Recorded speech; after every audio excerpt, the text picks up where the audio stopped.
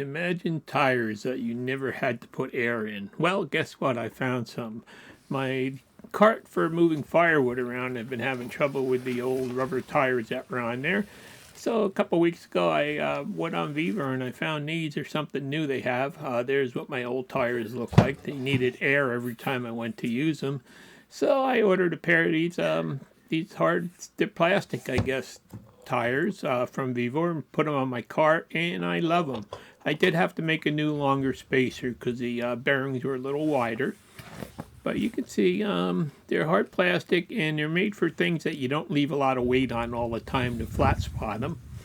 But they work good. Oh, and this is that Milwaukee splitter I bought years ago. Boy, I love this thing. I use it all the time. But anyway, these tires, I just wanted to show you that there's something new that I see on Viva's site now, and they cost less than buying tubes for the old one, tubes and new tires. So I tried them and I do love them. Look like they'll be really great for carts and stuff like this. Just thought I'd do a quick video showing them to you. Thanks for watching. Please like and subscribe.